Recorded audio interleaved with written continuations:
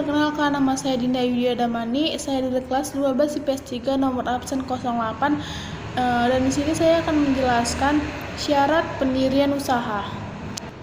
Nah, sebelum memulai usaha, sebaiknya Anda mengenal, mengerti, dan memahami aspek-aspek legalitas prosedur serta prosedur perizinan usaha agar di kemudian hari tidak menimbulkan masalah ataupun mempengaruhi kelangsungan usaha.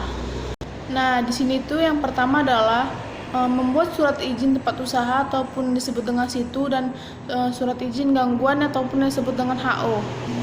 Salah satu perlindungan agar usaha Anda aman dan lancar yaitu dengan mendaftarkan ke pemerintah setempat dan Kementerian Hukum dan Hak Asasi Manusia. Nah, selanjutnya apa sih pengertian dari surat izin tempat usaha dan surat izin gangguan? Yaitu pengertiannya, surat izin tempat usaha, tempat pemberian izin kepada tempat usaha seseorang atau badan usaha yang menimbulkan gangguan ataupun kerusakan di lokasi tertentu.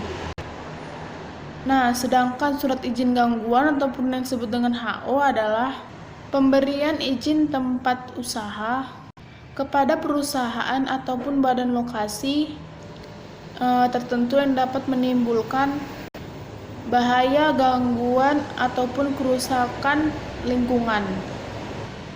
Kemudian adalah prosedur-prosedur gimana mendapatkan surat izin tempat usaha dan surat izin gangguan, yaitu prosedurnya adalah, nah, yang pertama itu adalah surat izin tetangga, dan kemudian yang kedua adalah membuat surat izin keterangan domisili perusahaan. Nah, selanjutnya apa saja dokumen-dokumen yang diperlukan untuk pengurusan surat izin tempat usaha?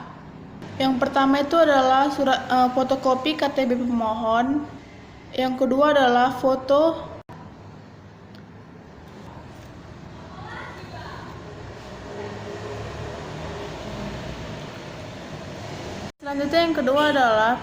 pemohon ukuran 3x4 sebanyak 2 buah ataupun 2 foto.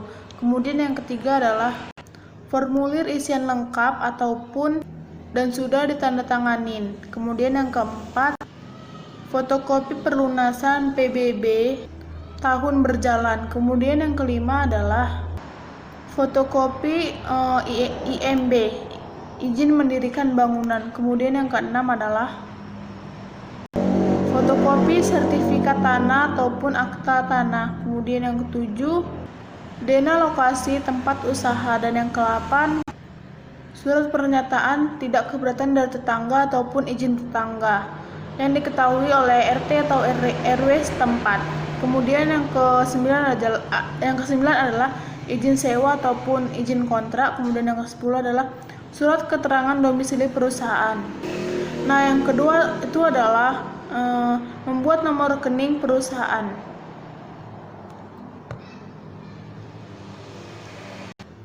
Dan yang kedua itu adalah menyerahkan bukti setoran tersebut ke pihak notaris untuk disahkan sebagai bukti penyetoran modal awal. Kemudian yang ketiga adalah membuat nama logo merek perusahaan. Nah, itu dia ada nama perusahaan, logo perusahaan, alamat perusahaan, kartu nama dan tagline, slogan dari usaha Anda, kemudian kop surat dan dokumen-dokumen lainnya, dan stempel perusahaan. Nah, selanjutnya membuat nomor pokok wajib pajak ataupun yang disebut dengan NPWP. Sudah menjadi ketetapan pemerintah bahwa setiap wajib pajak, baik individu maupun pemilik perusahaan, harus mempunyai nomor wajib pajak ataupun yang disebut dengan NPWP. Apabila omset perjualan Anda mulai berkembang dan terus meningkat dalam jumlah tertentu, Anda diwajibkan mendaftarkan perusahaan Anda sebagai pengusaha kena pajak ataupun disebut dengan PKP, dan akan diberikan nomor pengukuhan pengusaha kena pajak yang disebut dengan NPPKP. Nah, yang selanjutnya adalah membuat akta pendirian perusahaan, yaitu yang pertama adalah menghindari terjadinya perselisihan di kemudian hari mengenai pembagian keuntungan ataupun proporsi kerugian. Dan yang kedua adalah memberikan kejelasan atas kepemilikan perusahaan agar tidak terjadi hal yang diinginkan. Dan selanjutnya adalah mencantumkan nilai saham, persentase kepemilikan, dan jumlah lembar saham di akta sehingga Anda mengetahui nilai aset Anda dan mengetahui besarnya modal yang store sesuai proporsi paham. Nah, kemudian adalah yang keenam, surat izin usaha perdagangan ataupun disebut dengan SIUP. Berdasarkan Peraturan Menteri Perdagangan Republik Indonesia Nomor 36 Tahun 2007 tentang penerbitan surat izin usaha perdagangan. Surat izin usaha perdagangan ataupun yang disebut dengan SIUP adalah surat izin untuk dapat melakukan kegiatan usaha perdagangan yang dikeluarkan instansi pemerintah melalui Dinas Perindustrian dan Pengaloksian tersebut. Nah, kemudian adalah pengklasifikasikan SIUP. SIUP kecil yaitu SIUP yang diterbitkan untuk perusahaan yang menyetor modal atau memiliki kekayaan bersih sampai dengan 200 juta. Dan yang kedua adalah SIUP menengah, yaitu SIUP yang diterbitkan untuk perusahaan yang menyetor modal ataupun memiliki kekayaan sebesar 200 juta sampai 500 juta. Dan yang ketiga itu adalah SIUP besar. SIUP besar yaitu SIUP yang diterbitkan untuk perusahaan yang menyetor modal dan memiliki kekayaan bersih di atas 500 juta. Nah, yaitu biasanya kan juga ada prosedur permohonan dari SIUP. Prosedur permohonan dari SIUP yaitu adalah yang pertama adalah untuk permohonan SIUP menengah dan SIUP kecil, perusahaan dapat mengambil formulir kota ataupun kabupaten sesuai dengan domisili perusahaan, kemudian mengisi dan mengajukan permohonan SIUP beserta persyaratannya. Dan yang kedua itu adalah permohonan SIUP besar diajukan melalui Kanwil Perindustrian dan Perdagangan daerah tingkat 1 kota ataupun provinsi atas nama menteri sesuai dengan domisili perusahaan. Nah, selanjutnya itu adalah dokumen-dokumen yang diperlukan untuk pengurusan surat izin usaha pengusaha perdagangan yang disebut dengan SIUP. Nah, yang pertama itu adalah fotokopi akta notaris pendirian perusahaan ataupun perusahaan perseorangan tidak perlu. Dan kedua itu adalah fotokopi SK pengesahan Menteri Hukum dan Hak Asasi Manusia. Yang ketiga adalah fotokopi NPWP nomor pokok wajib pajak perusahaan. Dan yang keempat, fotokopi KTP pemilik ataupun direktur atau penanggung-jawaban perusahaan dan pemegang saham. Dan selanjutnya yang kelima itu adalah fotokopi surat izin tempat usaha yang disebut dengan situ dari Pemda setempat. Dan yang keenam adalah fotokopi KK ataupun kartu keluarga jika pimpinan atau penanggung-jawaban perusahaan adalah perempuan. Dan kemudian yang ketujuh adalah fotokopi surat keterangan domisili perusahaan. Dan yang selanjutnya yang ke-8, fotokopi surat kontrak ataupun sewa tempat usaha, surat keterangan pemilik gedung. Dan yang ke-9 adalah foto direktur utama ataupun pimpinan perusahaan ukuran 3x4 sebanyak 2 foto. Nah, selanjutnya adalah yang selanjutnya adalah membuat tanda daftar perusahaan disebut dengan TDP. TDP adalah daftar catatan resmi sebagai bukti bahwa perusahaan ataupun badan usaha telah melakukan wajib daftar pengusaha sesuai dengan ketentuan Undang-Undang Nomor 31 Tahun 1982 tentang wajib daftar, yaitu hal-hal yang diperlukan. Yang pertama, akta pendirian perusahaan dan surat pengesahan dari Menteri Hukum dan Hak Asasi Manusia Republik Indonesia. Dan selanjutnya yang kedua adalah akta anggaran perubahan, dasar laporan kepada Menteri Hukum dan Hak Asasi Manusia Republik Indonesia. Dan terakhir adalah yang ketiga, akta perubahan anggaran, dasar dan surat persetujuan Menteri Hukum dan Hak Asasi Manusia Republik Indonesia. Nah, yang selanjutnya adalah prosedur permohonan tanda daftar perusahaan. Yang pertama, pemohon tanda daftar perusahaan ataupun disebut dengan TDP yang berupa dengan PT ataupun yayasan harus mendapatkan pengesahan dan persetujuan akta pendirian perusahaan dan Menteri Hukum dan Hak Asasi Manusia terlebih dahulu. Dan yang kedua itu adalah perusahaan mengambil formulir permohonan TDP di kantor dinas perindustrian, di perdagangan ataupun kota atau kabupaten.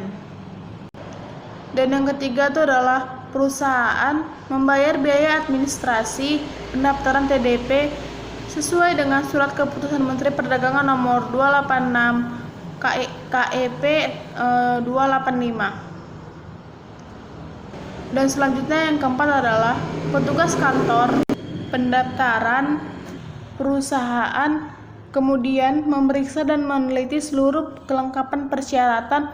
Apabila telah memenuhi syarat wajib daftar perusahaan sertifikat tanda daftar perusahaan TDP yang akan diterbitkan. Nah, selanjutnya dokumen-dokumen yang diperlukan untuk pengurusan tanda daftar perusahaan ataupun disebut dengan TDP. Nah, yang pertama itu adalah untuk perseroan terbatas ataupun disebut dengan PT, kemudian persekutuan komanditer, CV ataupun firma, dan koperasi adalah sebagai berikut. Yang pertama itu adalah formulir isian diisi lengkap, dan yang kedua fotokopi akta pendirian ataupun perusahaan. Yang ketiga adalah fotokopi pengesahan akta dari pengadilan negeri setempat. Dan selanjutnya adalah asli dan fotokopi penegasan akta pendirian ataupun perubahan dari Departemen Hukum dan Hak Asasi Manusia. Dan selanjutnya adalah fotokopi surat keterangan domisili perusahaan dan fotokopi surat izin tempat usaha ataupun disebut dengan situ dari pemerintah daerah setempat. Dan kemudian nomor pokok wajib pajak yang disebut dengan NPWP, dan fotokopi SIUP, fotokopi KTP penanggung jawab dan sekutu komanditer lainnya. Dan selanjutnya fotokopi KTP penanggung jawab koperasi dan bukti setor biaya administrasi.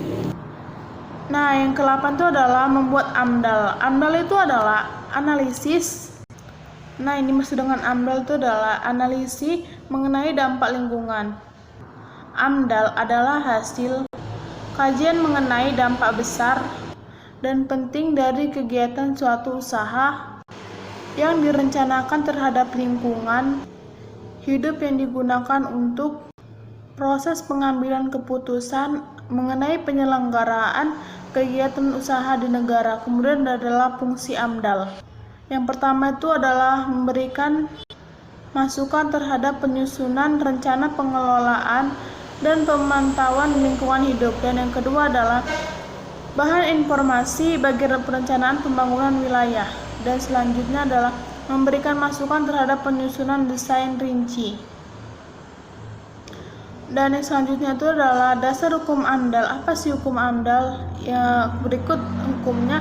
Yang pertama adalah Peraturan Pemerintah Nomor 27 Tahun 1999 tentang analisis mengenai dampak lingkungan.